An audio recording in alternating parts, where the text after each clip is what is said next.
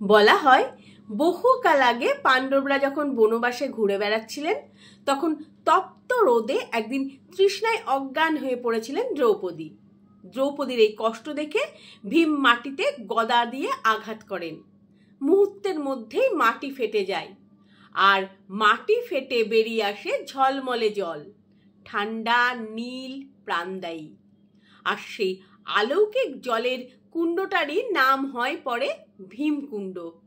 নমস্কার, আমি কাকলি। আমি আজও আপনাদের সামনে একটা গল্প নিয়ে এসেছি, ভীমকুণ্ডের গল্প। এই ভীমকুণ্ড মধ্যপ্রদেশের ছত্রপুর জেলার বাজনা গ্রামে রয়েছে, যেখানে সূর্যের আলো পড়লেই কুণ্ডের জল নীল হয়ে ওঠে। কেউ এই কারণেই একে বলে ভীমকুণ্ড, আবার কেউ বলে নীলকুণ্ড। স্থানীয়রা আরেকটা কাহিনী বলেন, ঋষি নারদ এখানে বসে ভগবান বিষ্ণুর গুণগান করেছিলেন। বিষ্ণু তুষ্ট হয়ে এই কুণ্ডে আবির্ভূত হন, আর তার নীল আভায় কুণ্ডের জল চিরকালের জন্য নীল হয়ে যায়।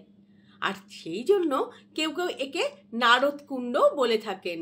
এই ভীমকুণ্ড শুধু গল্প নয়, রহস্যও বটে। 1977 সালে প্রশাসন এখানে 3টে পাম্প বসিয়ে জলস্তর নামাতে চেয়েছিল, কিন্তু আশ্চর্যের বিষয় 1 ইঞ্চিও কমেনি। গ্রামবাসীদের মতে 250 ফুট নিচে এক অজানা স্রোত আছে, যার উৎস আজও কেউ খুঁজে পায়নি। এই কুণ্ডটি একটি গুহার ভেতরে, আর ঠিক ওপরে গুহার ছাদের একটি ছোট্ট গর্ত, যেখানে ভীমের গদার আঘাত পড়েছিল বলে বিশ্বাস। জল এতটাই স্বচ্ছ যে নিচে সাঁতার কাটতে থাকা মাছ পর্যন্ত দেখা যায়।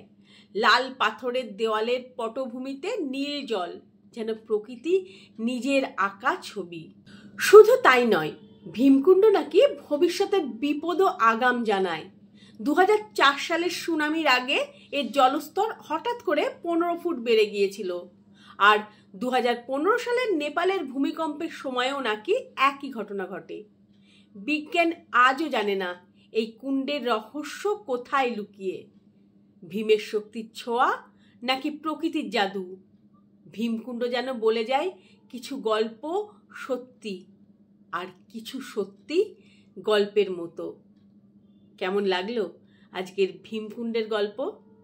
ভালো লাগলে লাইক, শেয়ার আর কমেন্ট করবেন। ভালো থাকবেন সবাই।